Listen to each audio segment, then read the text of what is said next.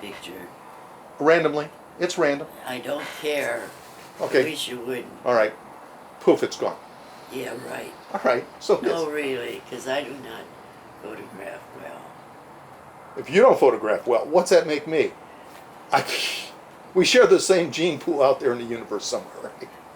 No, I thought you were so cute. You really drive me nuts. You were so cute when you were sitting next to me and you were dozing off. Jamie said, "Ma, I think we were going. Dad's getting tired," or something like that. But you looked so cute because I knew you were listening. Your eyes were closed, just like this wise man sitting there taking it all in. Well, You just look so cute. well, you don't always have to be an active participant. You know, I can go passive, maybe sometimes more than I should, but you know, what the hell? What the hell?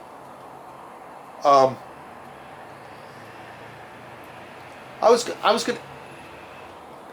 Are you still doing a little bit of painting? I haven't touched the paintbrush in about a year, which really surprises me. But I've been so busy trying to get my last final instructions and all my legal papers done, you know, and I've still got more projects I want to write. I got my obituary done, but I want to do a different one for Smith Tower. And anyway, I just got paperwork's been involved, and I don't have the energy for the last year. Just getting up from the chair to the desk, and just sitting there, just the thought of it tires me to work on the computer. And yeah, I got to admit, Kenny, it's every day it's less and less energy. Okay, not to dwell here, but We're not dwelling on anything. We're just talking. but I'm Here we go. if I can get 3 more months, I consider that good. And that's only in my head. I'm going by my inner feelings and how I feel physically. Uh-huh. Of course, I have no way of knowing how long people linger on. I do know one thing. I'm not going to a convalescent home. I'm not going to take chemotherapy. Those are 2 things I'm not going to do.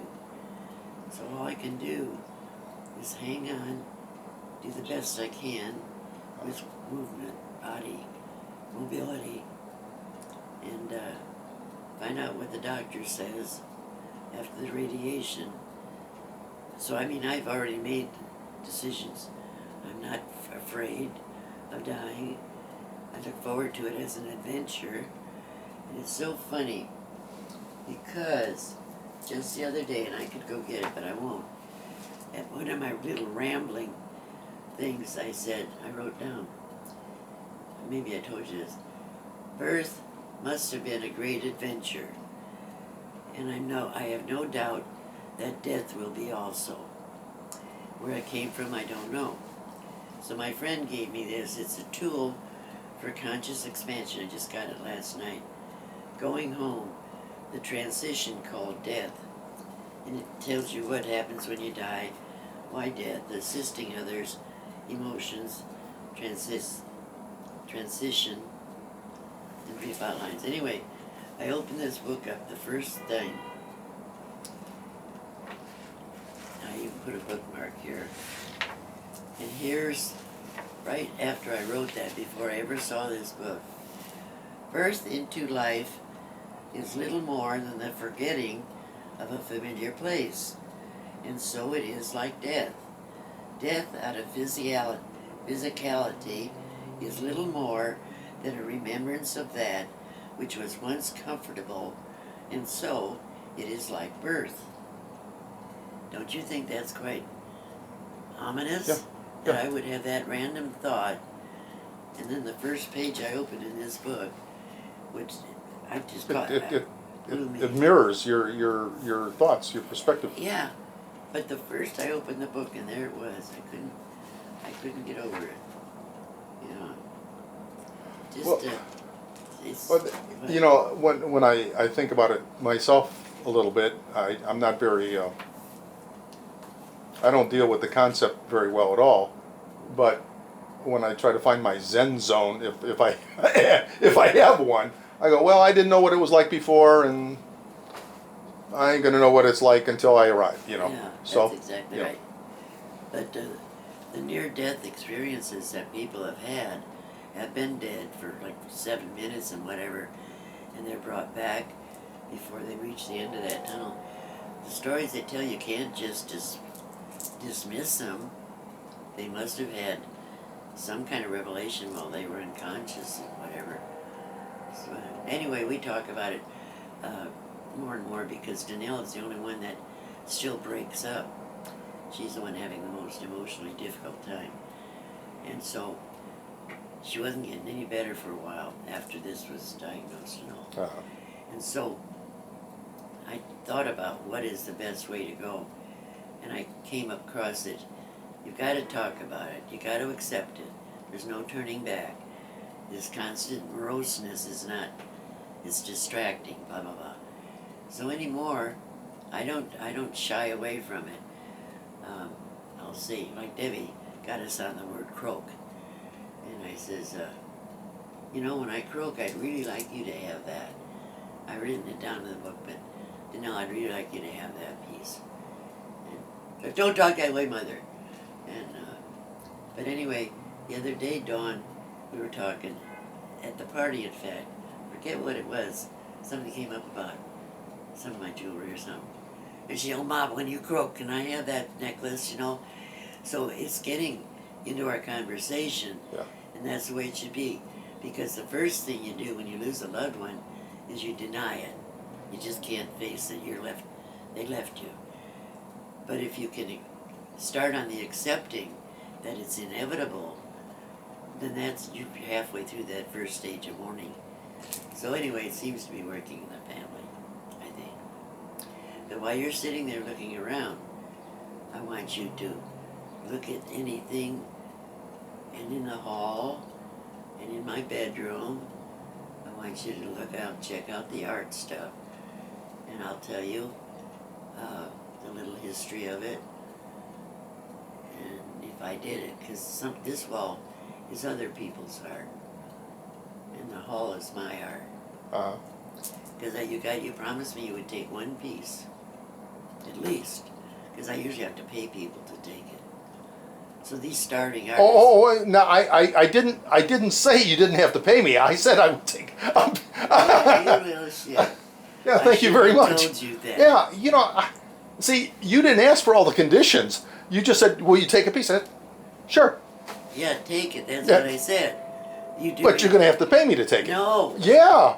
Just because I gave you my secret that I have to pay most people to take Yeah, it. I said most people. I'm cashing out. I said most people. Oh. That's my way out. Most people. All right. You're only one person. Go. And Yeah, but I have multiple personalities. No, you don't. Oh, hell yes. Don't we all? You do. Yeah, I think about it. I mean, don't we all have a little bit of a facade? Of course, I agree with that. Okay. But I've never. Now let's stop right there while I'm ahead. I've never seen you mad. I've never seen you mad.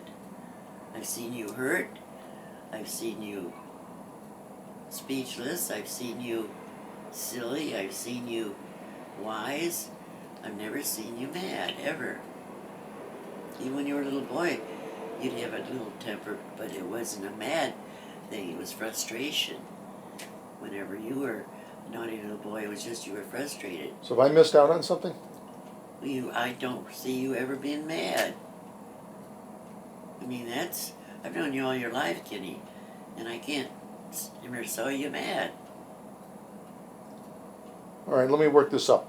Listen, damn it. Go for it. Well, I had a mad moment here a couple months ago, which has nothing to do with family, but I was driving the taxi Uber thing, Yeah? and I had this guy wouldn't get out of my vehicle. It was college kids. And I was having a discussion with the paying passenger, but he had his 3 buddies in the back seat. And there was a problem, and we were talking it out. And so I said, unfortunately, we can't proceed. You know, I was picking them up and had to put them back out at the curb immediately. So there was no ride Are involved. they drunk or what? Yeah, they're college kids. Okay. The hell else they do on a Friday or Saturday night? Okay. Well, so this guy gets out, and I said, I will refund any fee that's associated with this because I already accepted it. Uh-huh. And when I go, but my phone, my little, was locked up. In other words, it was malfunctioning at that moment, so I couldn't hit the buttons and clear it out. Well, this Prick. that's being nice. Says, well, I want to see you refund it to him right now. I says, I can't. You know, I says, well, you guys go ahead and get out and we'll take care of this. And then he got on his side, I want to see you do it right now. You do it right. I says, get out of my car. Get out of my, you need to get out of my car right friggin' now. And the word friggin' wasn't there, okay? And he wouldn't do it. And I turned around, I says, I will give you, get out of my, and do it now, or I'm calling the police. It's that simple. And then he finally got out. And then I finished my discussion with the paying customer. He understood, I understood, we were good. He steps out. And then this jackass from the back seat comes over to the open window here and starts pounding there. You biased racial son of a... And I went, ho, ho, ho, ho. Was he black? No, he was Hispanic. Oh. You know, and I says... They all use that. And I said... because he was playing the he was calling me racist. Uh-huh. I says, excuse me. He says, the only thing racist here happens to be you. I don't know what you are. Are you, what, Inuit Eskimo? You know. Good one. Where'd that come from? Are you from the Peruvian Alps? I don't know where you're from. So I'm not racist. This is a business transaction between me and him. And the fact that you're in the way is an annoyance. You know, and so, but he got on there, called me a racist. I was pissed. I was mad. God damn. And then, you know, but anyway. So what the other two guys in the back, they were just... They just, shut up, come on, and grabbed them. I says, good. You know. So a guy can get mad once in a while, but it takes, I don't know. Yeah, because you were courteous and polite in the beginning. You just didn't first use